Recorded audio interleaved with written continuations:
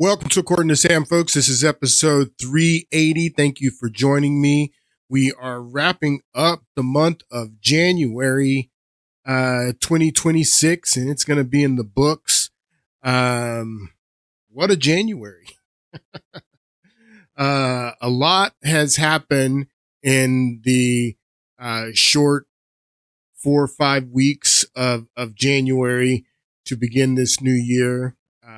In an election year, the posturing, the maneuvering by each side to give themselves the best opportunity to win the midterm elections. You can see all the drama going on in Minnesota, and it's been a pretty interesting January. It makes you think what the rest of the year is going to be like. And I think it's going to be a very interesting year. So we're going to get back into talking about the Jewish history that we've been talking about on this podcast. And then hopefully we can wrap up this series of podcasts talking about Jewish history and the Jewish people and the land of Israel, Palestine, whatever you want to call it, that region of the world, talking about all of that. And we, in the last podcast, we identified the period that we're talking about. And it's a 600-year period called the Second Temple period. It's the period of time after the Babylonian captivity. There are no more Jewish prophets. There are no more Jewish kings. So it's after the kingdoms of Israel and Judah, after the Babylonian exile. And it is this period of time called the Second Temple period, because the Jews come from Babylon back to Jerusalem. They rebuild the temple, rebuild the city, and they try to encourage all of these other Jews who had been scattered all over the world, first with the Assyrian captivity and then the Babylonian captivity, to come back. We've rebuilt the temple. We've rebuilt the city. Come back. We return to Zion. Return to Zion is what this Second Temple period. The Second Temple period ends when the temple is destroyed. And these are the ruins of that temple that are there in Israel today. This are the ruins of what is called the Zerubbabel Temple. Zerubbabel was the descendant of King David, who was born in exile in Babylon, and he leads the people back to rebuild the city and to rebuild the temple. And this is the Second Temple period, from the completion of the building of that temple to the destruction of that temple. And this is a period of about 600. And we started getting into the fact that the Jews that lived in this period were different from the Jews that lived under the kings and the kingdoms of Israel and the kingdoms of Judah. There were no more Jewish kings. We learned from the dream of Nebuchadnezzar that Daniel interprets, that after Babylon, there's going to be 5 other Gentile kingdoms that the Jews were going to live under the authority of these kingdoms.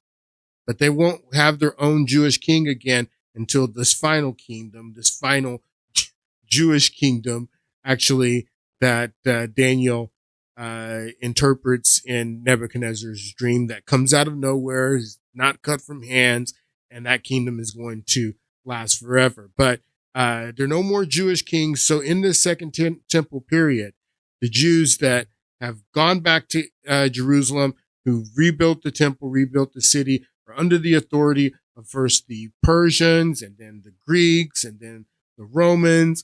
But they do not have any autonomy as their own kingdom outside of the century, the 100-year period after the Maccabean revolt, the Achaemenid dynasty is this short period. But throughout the rest of this time, this 600-year period, they are basically under the authority of the Persians, the Greeks, the Romans. And each one of these groups, starting with the Persians, they allow the Jews to have their own culture, their own court system, to enforce their own laws. And we talked about the Sanhedrin in the last podcast, and how the Sanhedrin was this body of religious and political leaders that basically heard the objections to or disputes between the people and worked them out. They outlined what the law was, and they basically ran things because there were no prophets. This period of time, the Second Temple period, in Christian circles, are often called the silent years. Well, it's a 600-year period, but the silent years make up 400 years of that 600 years. And the silent years, or the intertestamental years, it's in reference to, because the Christian Bible has two testaments, as the Old Testament and the New Testament. So I've explained how the Old Testament is basically the Tanakh. It's the Hebrew scriptures, which that canon ends with Malachi. Malachi is the final prophet. There's no more prophets after that. And so that's why Christians call it the silent years, because it's the years between the Old Testament and the New Testament. And I have a clip here that talks about this 400-year period called the silent years, which is in the middle of the 600-year period of the Second Temple period. The Old Testament ends with a phrase that sounds almost like a warning hanging in the air. And he shall turn the heart of the fathers to the children, and the heart of the children to their fathers, lest I come and smite the earth with a curse. Malachi 4:6. With these words, the prophetic voice falls silent, and Israel enters a troubling period marked by a prophetic silence that would last for centuries. The people still had the temple, the priesthood, and the scriptures, but they no longer had prophets who interpreted the divine will in the face of political and spiritual crises. From this point lies itself amid a world in constant change. Under the rule of the Persian Empire, Israel maintained a measure of stability, but not autonomy. The absence of prophets created space for the rise of early internal tensions that would, over time, give birth to the groups that would shape the scene of the Gospels: Pharisees defending the oral tradition, Sadducees tied to the temple, Essenes withdrawing in pursuit of purity. And so those are the three major groups that made up the Sanhedrin: the Essenes, the Pharisees, and the Sadducees. And all these groups were different. And all these groups were in conflict with one another because of their different views. That there was no one singular Jewish view in the region of Judea at this time. They had a variety of different views. There were a variety of different types of Jewish people with a variety of different opinions, because again, they were human. So it wasn't one singular view. And the Sadducees and the Pharisees didn't see eye to eye on a lot. They didn't like each other. They didn't like each other at all. The Essenes were more monastic and mystical, but these groups did not get along. And these are the groups that made up the Sanhedrin, which started to develop after the canon was closed, after there's no more prophets, after Malachi is the final prophet, and you get into these years that are called the silent years. The Sanhedrin comes about, but you had these different factions and them trying to make sense of their Jewish culture, their temple practices, without a prophet, without hearing from God in this period of time called the silent years. And again, this is when the Talmud, the oral traditions, which were particularly important to the Pharisees. The Sadducees did not care about these oral traditions, which become the Mishnah, which become the Talmud, but those were important to the Pharisees. And this is why I say that the Jews of today are more like the Jews of this period, the Second Temple period, is because of the Pharisees. The Pharisees basically lay out what becomes the Talmud, which becomes rabbinic Judaism, which becomes which is the majority of the Judaism practice today comes from this rabbinic Judaism, which goes back to the Pharisees. Very important you understand. Gospels, Pharisees defending the oral tradition, Sadducees tied to the temple, Essenes withdrawing in pursuit of purity, and even the Zealots, who would later rise against foreign rule. Each movement attempted to answer what the silence of God meant, interpreting it in its own way, and slowly redefining Israel's spiritual identity. Yet this silence is not absence. It is preparation. Malachi does not close the Old Testament merely with a warning, but with a promise. A messenger would come before the Messiah, someone who would prepare the way for the great divine work that was approaching. Behold, I will send my messenger, and he shall prepare the way before me. Malachi 3:1. All right, so that's Malachi, and he's the final prophet in the Hebrew scriptures. Again, I want you to listen to this guy. He talks a little bit about the silent years in this period of the Second Temple period. Take a listen. If you've ever read straight through the Bible, you've probably had questions about why things are so different between the last page of the Old Testament and the first page of the New Testament. At the end of the Old Testament, the Jewish people are returning to Israel under the rule of the Persian Empire and building everything up from the ground after war and exile destroyed them.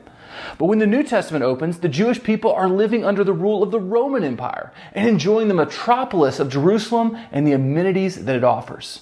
People like the Pharisees, the Sadducees, and the Herods do not exist in the Old Testament, but are firmly established in power when the New Testament opens. Why does everything seem so different when you just flip a page?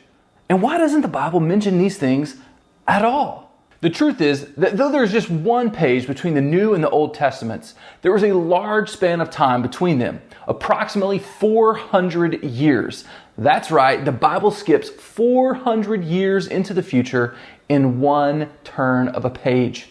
What can happen in 400 years? Well, it turns out a lot. 400 years from the day this video was released, the Pilgrims were in the middle of the Atlantic Ocean and would not see land for another 2 weeks. 400 years is a long, long time.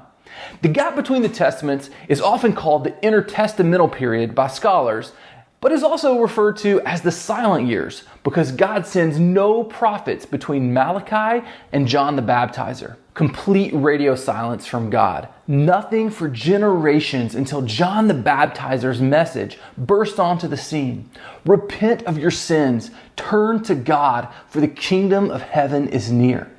Now, there are a few questions that immediately come to mind for me. One is, why aren't these 400 silent years mentioned in Scripture? Two, what happened to change so much between Malachi and Matthew? And three, why did Jesus choose to come when he did? Why not come 200 years or 1,000 years later? Why didn't Jesus just come this year in 2020? As for the last question, I want to give that its own video. So make sure you're subscribed here on YouTube so that you can catch it when it debuts on December 10th. It's going to be a very, very interesting video. Let's tackle the first question first. Why aren't these 400 silent years mentioned in Scripture? Well, actually they are, but you have to know where to look. God actually tells Daniel what will happen in incredible details more than 100 years before the intertestamental period begins and 500 years before it ends. All right, so I think that's very important. That's why I let it play on, because I wanted him to make that point about the fact that these 400 years, which are often called the silent years, why are they not written about in either the Old Testament or the New Testament. And he answers that question where he just said that they actually are, these 400 years are written about in striking detail in the book of Daniel in several spots. That's why I say that Daniel is one of the most important prophets to Christians, but not to Jews. Because, he's obviously not considered an important prophet to Jews is because Daniel's not even included with the prophets in the Tanakh.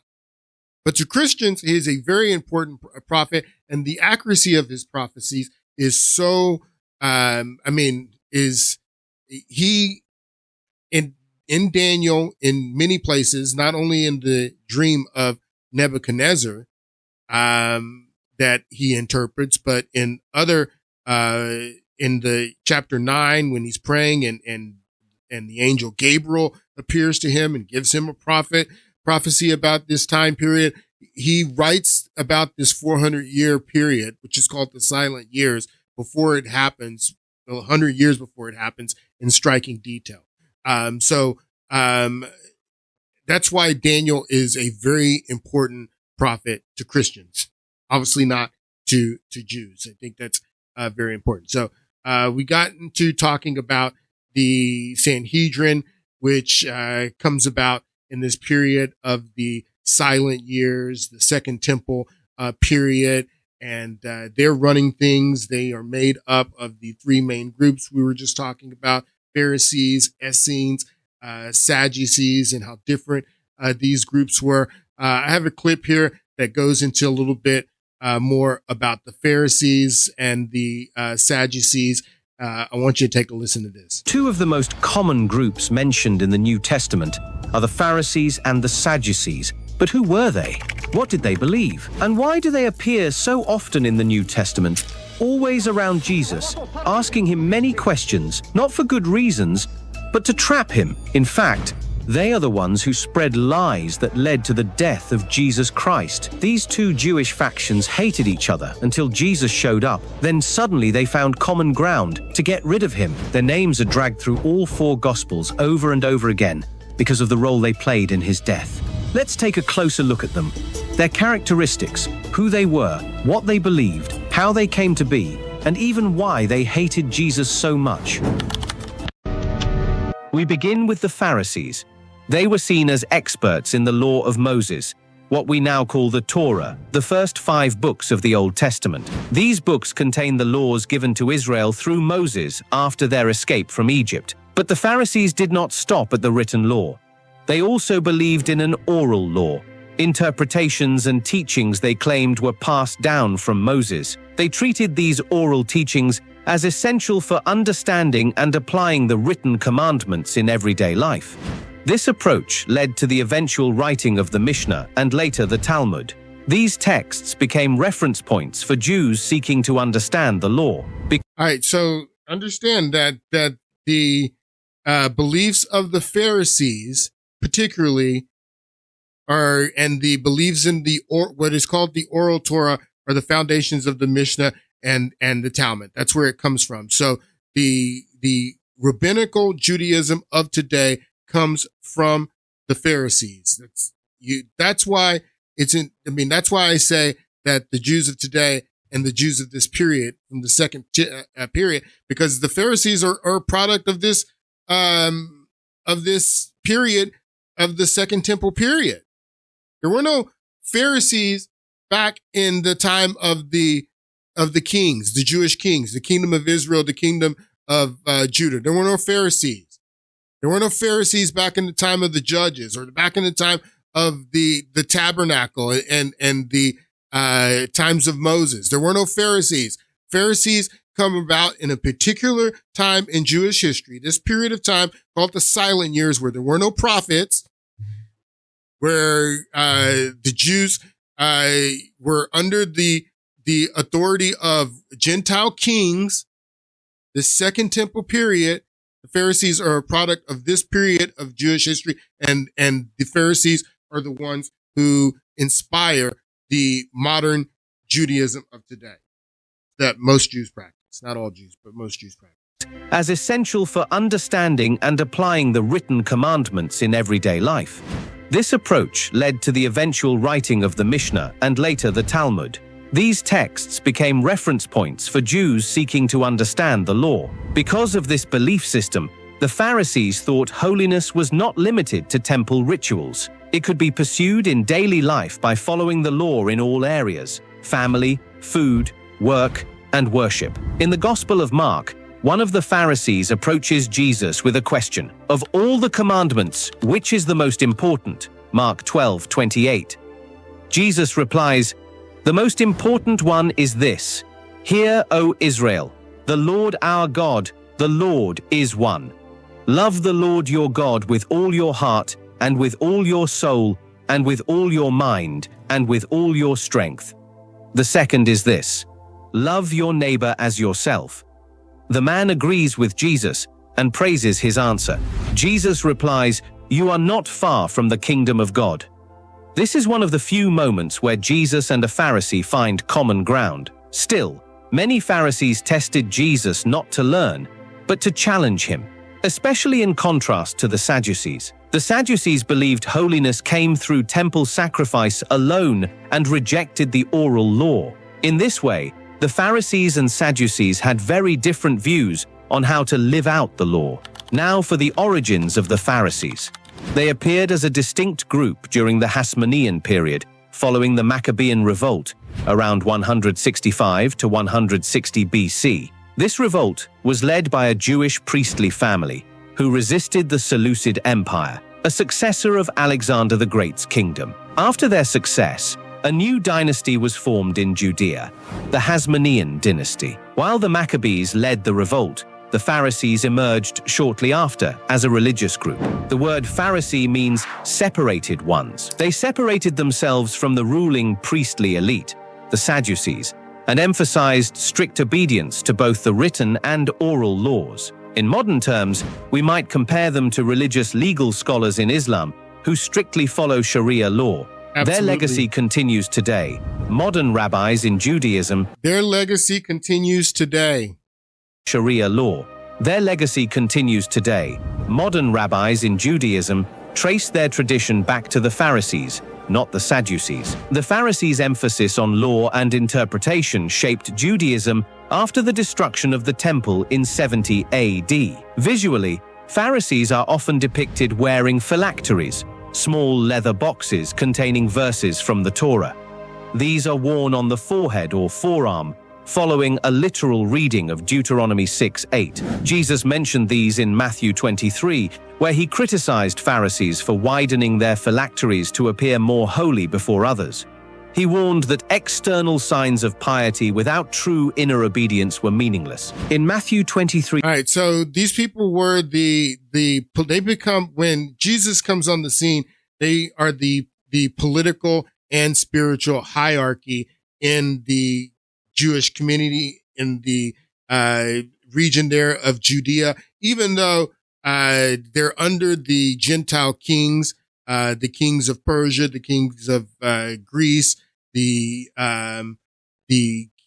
Roman emperors. Even though those are that's the real authority in the region, the Sanhedrin and these priestly leaders who were very aristocratic, rich, they had a lifestyle that they were leading, and Jesus comes on the scene and he's going to disrupt their lifestyle. He's disrupting their lifestyle, basically.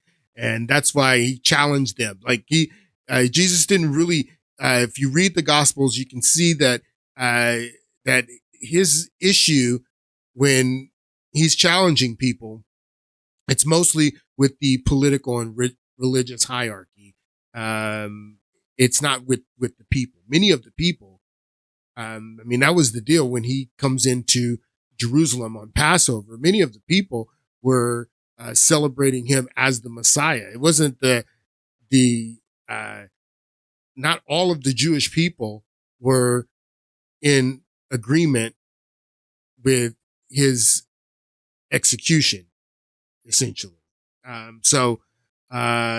And he was basically threatening the way of life of this religious and political hierarchy the Sanhedrin. So that's who those people are. Another thing that comes about during the Babylonian captivity, but really takes off after the exile and when they go back and rebuild the city, is this word synagogue, the institution of the synagogue.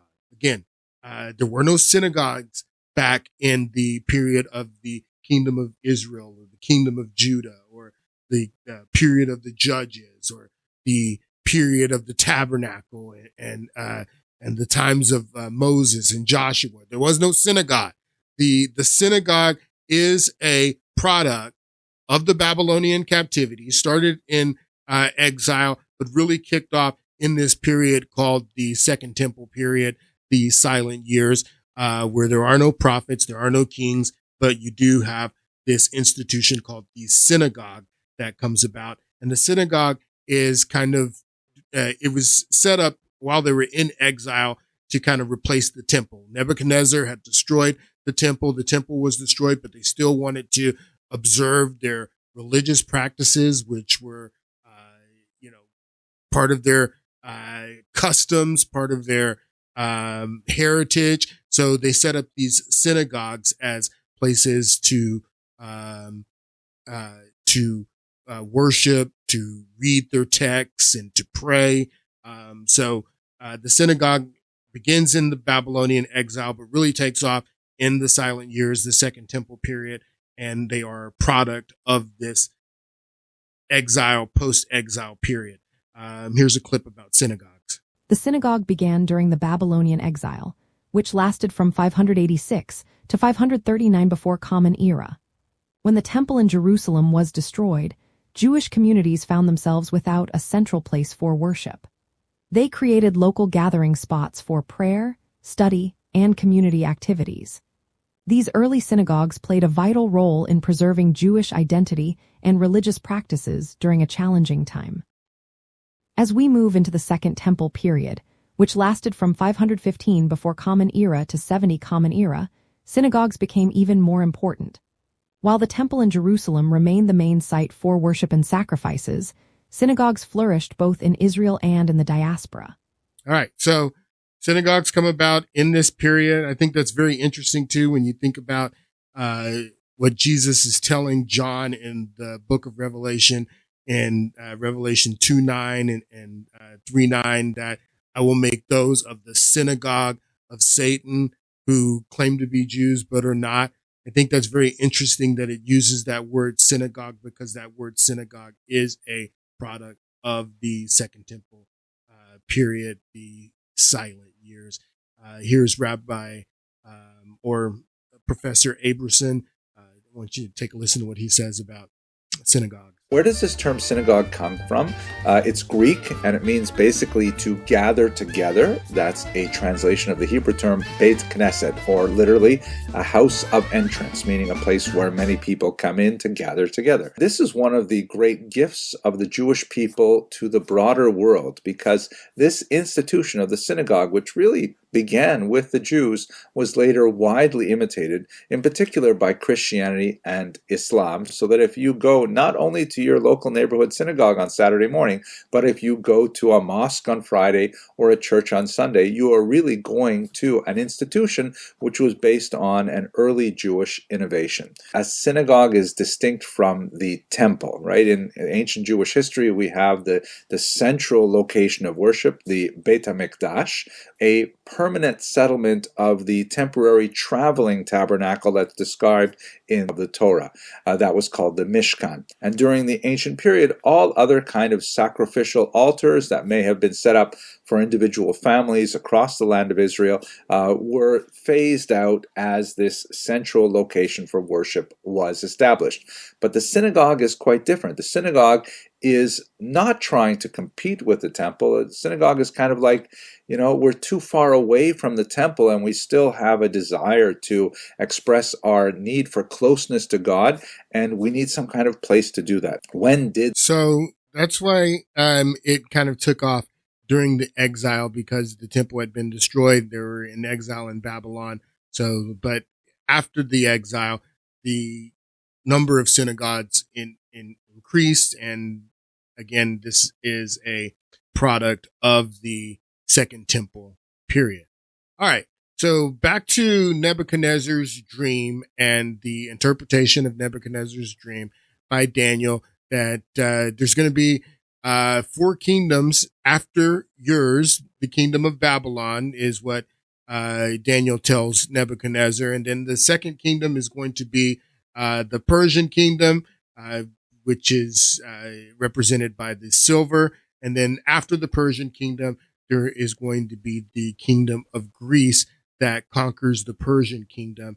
And we're going to get into talking about that for the remainder of this podcast, and we'll probably pick it up in the next podcast. So as we start talking about the transition of power from the Persian Empire to the Greek Empire, and you can see the period of time here that the Persian Empire lasts for about 200 years before the Persians are conquered by the Greeks.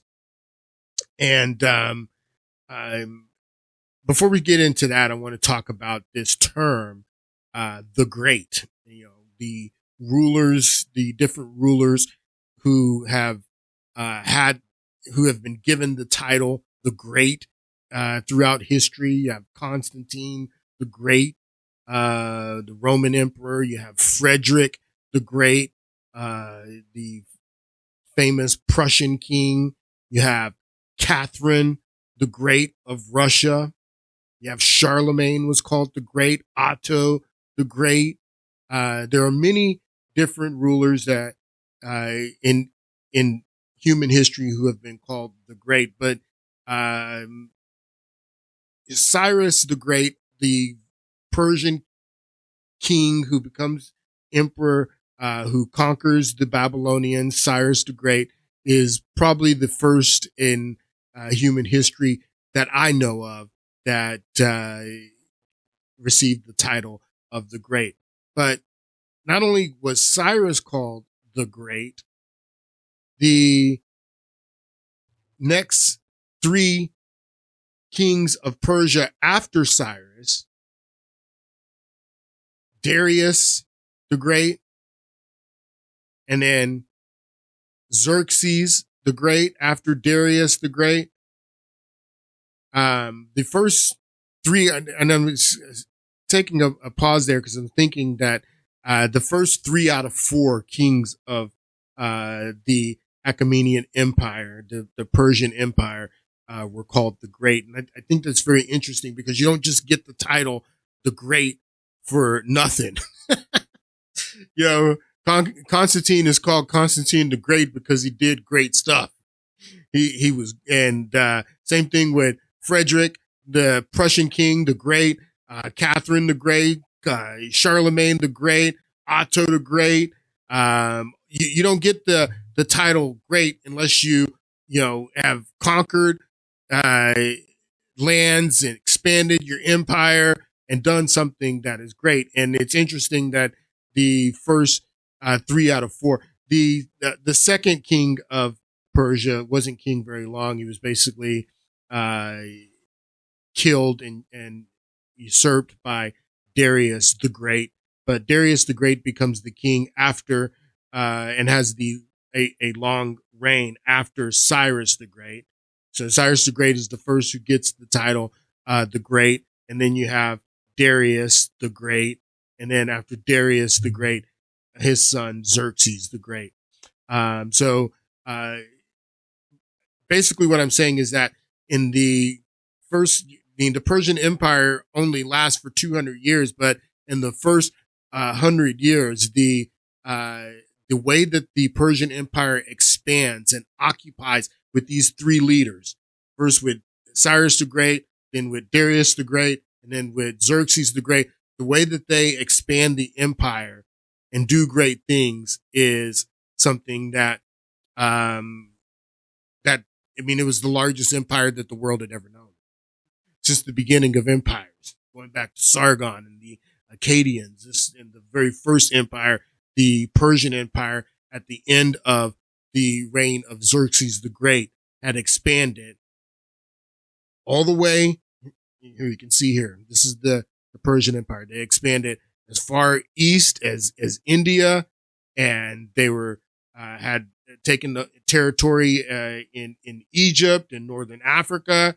They controlled the Levant, the northern Levant. They controlled Asia Minor, and they were pushing west. This is the first time that any empire had started pushing west and getting into Europe, is with the Persian Empire. I mean, you had several empires prior to the Persian Empire, going back to Mesopotamia, and again the Akkadians, the Babylonians, the ancient Assyrians, all of these different kingdoms that had started here in this region, in the land between two rivers, and everything had been focused on the east, on the east, on the east. When the Persian Empire starts to expand out of Asia Minor into Europe, into these regions that are in the North Aegean, this is the first time that any empire had started pushing east. Before the Roman Empire started pushing west, before the Roman Empire, before the Macedonian Greek Empire, the Persians start pushing up against these regions in the Aegean. Many of these were Greek city-states, Corinth, Crete, Athens, Sparta, Macedonia. All these different places were autonomous city-states. Some of them, like Athens, had democracy. They were democratic places, and they were their own autonomous region. Many of them would ally with one another, but sometimes they would go to war with one another. You can see here, these are the Greek regions of the Greek city-states. And this is what it looked like in the time when the Persians start moving west and conquering land towards the west, and then they start pushing up against these Greek city-states. And like I said, the Greek city-states, many of them would fight, the Athenians and the Spartans would fight sometimes, and then sometimes they would ally with one another. They had different systems of governments. Again, the Athenians had democracy, had become a democracy, but some places that still had, monarchies and different rulers. These people, they were different. They believed in logic and philosophy. The word philosophy is a Greek word, the love of wisdom. When the Italian Renaissance happens in the 16th century in Europe, and the humanists there in the region of Florence, when they start resurrecting the classics for the people there and to read, when they're teaching them the tools for logic and for the quadrivium and things of that nature, they resurrect the philosophies and the scholars that were these Greek scholars and Greek philosophers. So these people were very different, and the Persian Empire starts pushing up against them, and of course there's going to be conflicts. Again, the city of Athens was the most important city. The city of Athens basically becomes the trophy that Darius the Great, first Darius the Great, wants to destroy Athens. He doesn't get the opportunity to destroy Athens. He tries. He's defeated in the Battle of Marathon. That's where the word marathon, that you run 26 miles, comes from, because the Persians were defeated at Marathon, and the Persians then were fleeing Marathon and taking ships back to Athens, and a runner from Marathon ran 26 miles all the way to Athens to warn the people that the Persians were coming, and they repelled the Persians in Marathon. But then after Darius the Great dies, his son Xerxes the Great eventually does does take Athens, and he burns the city. But even though they had burnt the city of Athens and destroyed the city of Athens, the people of the city-states of Greece joined together, and they're able to push Xerxes out of the Aegean and back into the east. And this is basically the standoff that takes place between the Persians and the Grecian people for about 100 years. And then that's what the story, if you've seen the movie 300, which I'm sure you have, with Leonidas, and he's the one who takes 300 Spartans, and they try to hold off Xerxes, and that's what this movie is about. But Xerxes ends up defeating them, and that's when he goes in and destroys Athens at that point. But they're able to push Xerxes and the Persians back, and again, there's this standoff between the Persians and the Grecian people for about 100 years, until Philip comes to power in Macedon. And Macedon, again, is this region, one of the autonomous regions to the north of Greece, the Macedon region. And Philip II becomes king of Macedon, and he unites the people together, the Grecian people together, to take on the Persians. And he begins a campaign against the Persians, but he's assassinated as he begins that campaign against the Persians. And then when he's assassinated, his son, Alexander, who is also called the Great, becomes the king of the Macedonians. And this guy is going to change the world. He's going to change the world not only for the influence that he's going to spread Greek culture all over the world and influence the world with Greek culture, which, again, the philosophies of the Greek, Alexander the Great, his father, when he's young, he hires Aristotle to tutor Alexander the Great. So Alexander the Great, it grows up with he's a student from Aristotle. Many of his generals who help him in his campaigns are peers of his who were students of Aristotle. So they're not only going to spread the Greek kingdom, but they're going to spread Greek culture, which is something very significant. And this Greek culture is going to spread into the Levant, into where the people of Israel are living in this period of time, the Second Temple period, and they're going to be heavily influenced by this Greek culture, this Hellenistic culture. And so that's the transition of power. And we're going to talk more about this in the next podcast, but this is the transition of power that takes place from the Persian Empire to the Greek Empire.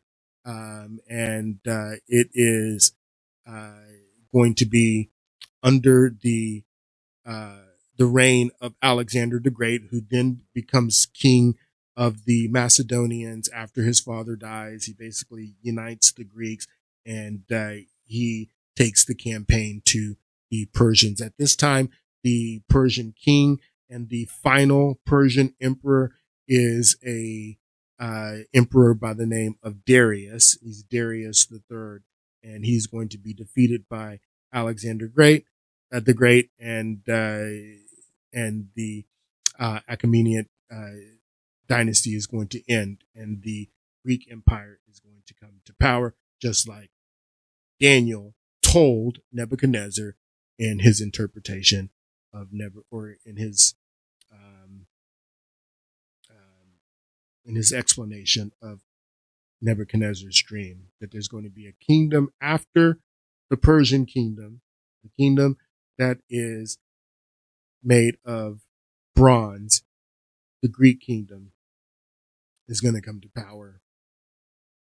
So we'll talk about that in the next podcast. I think that's about it for today. You guys have a great weekend, and I'll see you on Friday.